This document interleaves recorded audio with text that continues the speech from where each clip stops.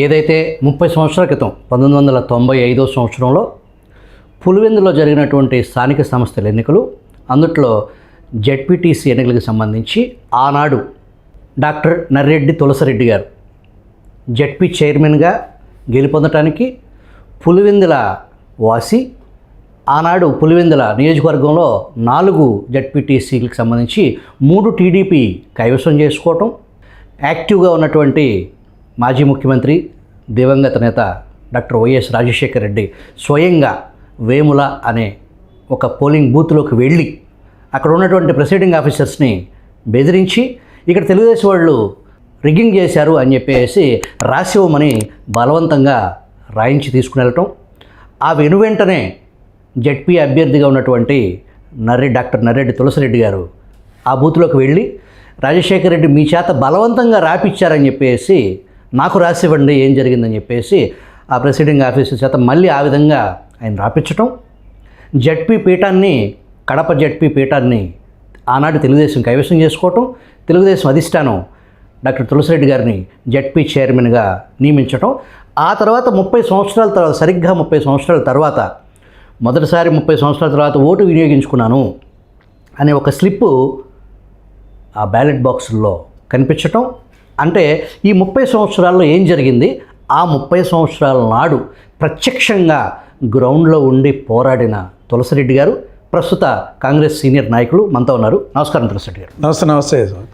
మీరు ఏదైతే ఆనాటి జెడ్పీ యుద్ధక్షేత్రంలో మీరు ఉండటం, మీ ప్రత్యర్థి రాజశేఖర రెడ్డి గారు, అసలు ఆ రోజు ఏం జరిగిందండి, ఆ ఎలక్షన్ 30 సంవత్సరాల ఆ తీపి చేదు జ్ఞాపకాలని మా ప్రేక్షకులు తెలియజేస్తారు. 1994 డిసెంబర్లో అసెంబ్లీ ఎన్నికలు జరిగినాయి. ఆ అసెంబ్లీ ఎన్నికల్లో టీడీపీ అధికారంలోకి రావడం జరిగింది. అప్పుడు వచ్చేసి ఎన్టీ రామారావు గారు ముఖ్యమంత్రి అయ్యారు 1994 డిసెంబర్లో. 95 మార్చిలో లోకల్ బాడీ ఎన్నికలు వచ్చాయి. అప్పుడు కడప జిల్లాలోకి నేను జిల్లా అధ్యక్షునిగా ఉన్నా.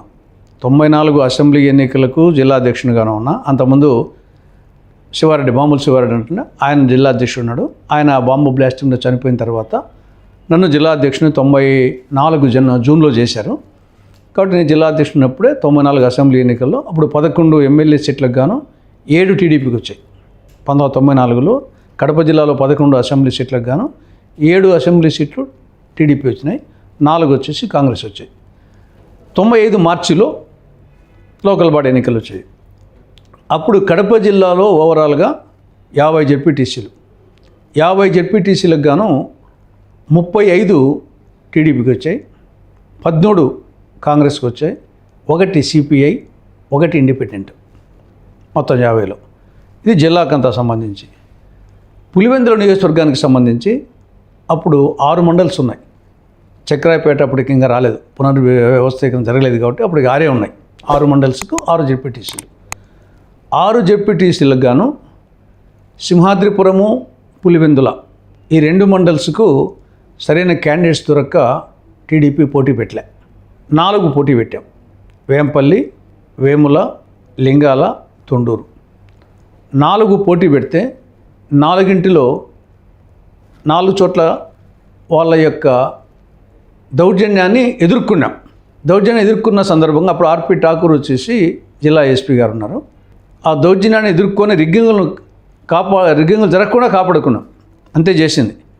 అంటే ప్రజాస్వామ్యయుతంగా ఎన్నికలు జరిగేట్టుగా చేశాము. రాష్ట్రంలో కూడా ఎన్టీ రామారావు ముఖ్యమంత్రిగా ఉన్నాడు కాబట్టి ప్రజాస్వామ్యయుతంగా జరిగే అవకాశం కనిపించింది. మేము లోకల్గా ఎదుర్కొన్నాం కాబట్టి, లోకల్గా ఎదుర్కోకుంటే ఏం చేయలేరు. లోకల్గా అటు గవర్నమెంట్ 2 ఉండి డెమోక్రటిక్గా జరిగినాయి. జరిగితే 4గింటిలో 3 జెడ్పీటీసీలు, 2 మండల పరిషత్తులు టీడీపీకి వచ్చాయి. 3 జెడ్పీటీసీలు వేంపల్లి, నేను ఉండే వేంపల్లి. ఎందుకంటే నేను వేంపల్లి కంటెస్ట్ చేయకుండా రాజంపేట కంటెస్ట్ చేసిన, యునానిమస్గాను. వేంపల్లి లేడీస్కి పోయింది, అందువల్ల నేను రాజంపేట నుండి యునానిమస్గా గెలిచాను. జెడ్పీ అభ్యర్థి కాబట్టి అప్పుడు ఇంకా జెడ్పీ చైర్మన్ కాబోయే జెడ్పీ చైర్మన్. వేంపల్లి, వేముల, లింగాల ఈ 3 జెడ్పీటీసీలు టీడీపీకి వచ్చాయి. తొండూరు వచ్చేసి కాంగ్రెస్కి వచ్చింది.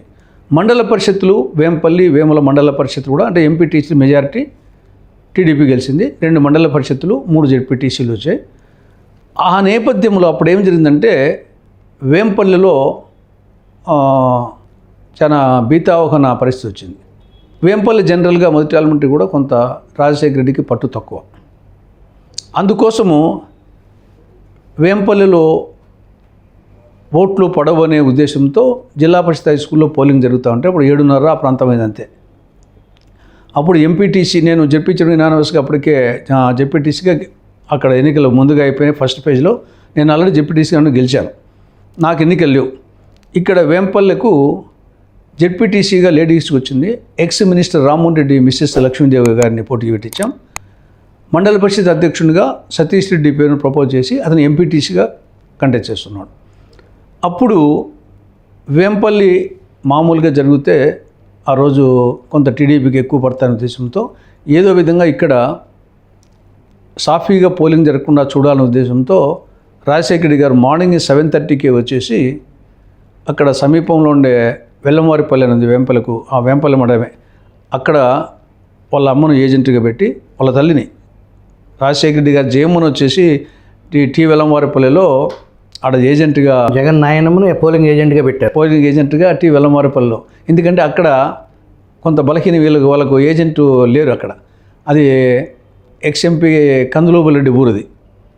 కందులోబులరెడ్డికి రాజశేఖర రెడ్డికి అనేక రోజులుగా ప్రత్యర్థులుగా ఉన్నారు కాబట్టి అది ఆ ఊరిలో వీళ్ళకి సరైన ఏజెంట్ దొరక ఆడ వాళ్ళ అమ్మను ఏజెంట్గా పెట్టారు.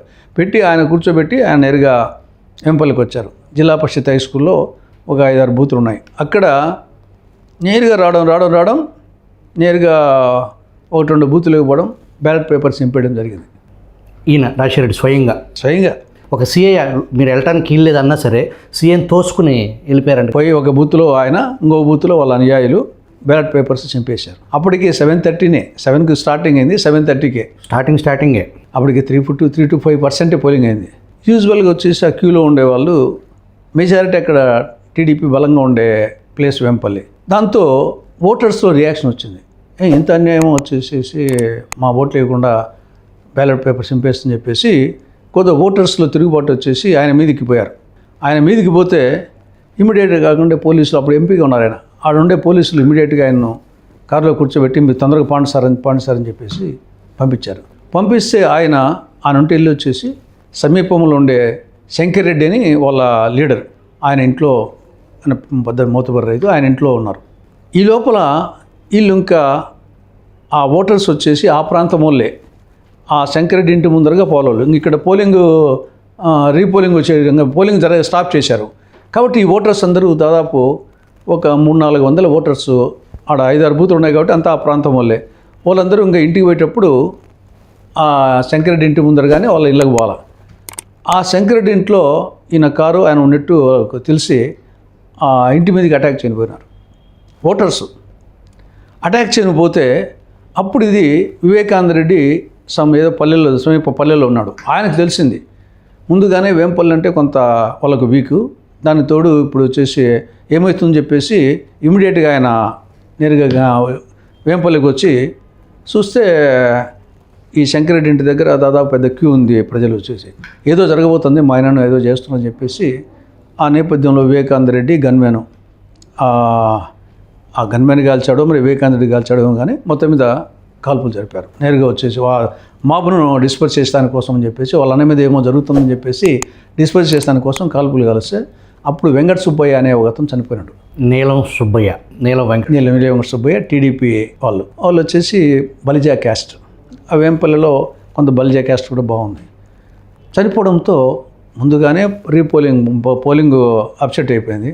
దానికి తోడు టీడీపీ బలమైన ప్లేస్ వేంపల్లి, దానికి తోడు ఒక క్యాండిడేట్ చనిపోవడంతో ప్రజల్లో తీవ్రమైనటువంటి ప్రతిఘటన వచ్చి ఆయన ఈ లోపల ఎస్పీ ఠాకూర్ వచ్చేసి ఆయన్ను అక్కడ ఉంటే సురక్షితంగా ఉండదని చెప్పేసి పోలీస్ స్టేషన్కి తీసుకుపోయారు. ఈయన వెళ్ళిపోయింటే సరిపోయింది, ఈయన పోలీస్ స్టేషన్కి పోయినాడు. ఈ లోపల ఆ లేడీసే ఒక 500-600 మంది లేడీసు చాటలు పరకలు తీసుకొని స్టేషన్ మీద దాడి చేశారు. ఉద్రేకం ఆ స్థాయి వచ్చింది. చనిపోయిన క్యాండిడేట్ ఉన్నారు కాబట్టి ఆ లోపల ఇంకా పోలీసులు మాకు లీడర్స్కి మాకు చేసి పోలీసులు ఎస్పీ అనే ఉండి కొంత 5 వరకు కంట్రోల్ చేయడం జరిగింది. దాని తర్వాత వచ్చేసి ఇంకా మరుసటి రోజు ఒక 2 బూతులు, ఆ బూతులు 2 రీపోలింగ్ జరిగింది. అప్పుడు వేంపల్లి, వేముల, లింగాల 3 జెడ్పీటీసీలు టీడీపీ గెలిచింది. ఒక తుండూరు జెడ్పీటీసీ మాత్రము రాజశేఖర రెడ్డి క్యాండిడేట్ గెలిచాడు, కాంగ్రెస్ క్యాండిడేట్. కాబట్టి ప్రజాస్వామ్యయుతంగా ఎన్నికలు జరిగితే గతంలో కూడా వచ్చేసి 95లోనే మీరు చెప్పినట్టు 30 సంవత్సరాల క్రితమే ప్రజాస్వామ్యంగా ఎన్నికలు జరిగినప్పుడు టీడీపీ గెలిచిన సందర్భం ఉంది, వీళ్ళు ఓడిన సందర్భం ఉంది. కానీ అనేక సందర్భాల్లో ప్రజాస్వామ్యయుతంగా జరిగేది కాదు. డబ్బు, దౌర్జన్యము, దానితో కూడినటువంటి సైక్లింగ్ ఆర్ రిగ్గింగ్, ఇది జనరల్గా ఆ నియోజకవర్గంలో వాళ్ళ విజయ రహస్యం ఏమంటే ఇదన్నమాట. నిత్యకృత్యం ఎలక్షన్ అంటే డబ్బు అపోజిషన్ పార్టీస్ కంటే, అపోజిషన్ క్యాండిడేట్స్ కంటే ఎక్కువ ఇస్తారు. తర్వాత దౌర్జన్యం తర్వాత ఈ యొక్క సైక్లింగ్, తర్వాత వచ్చేసి ప్రతిఘటన ఉందనుకోండి, ప్రతిఘటన ఉన్నప్పుడు మళ్ళీ ఓడిపోయిన సందర్భాలు ఉన్నాయి, లేదా ముఖాముఖి జరిగిన సందర్భాలు ఉన్నాయి. ప్రతిఘటన లేనప్పుడు ఆ మెజార్టీలు ఎక్కడికో పోతాయి. ఏకగ్రీవాలు మెజార్టీలు 80,000, 90,000, 1,00,000 ఎమ్మెల్యేకి అయితే. అది వాళ్ళ విజయ రహస్యం.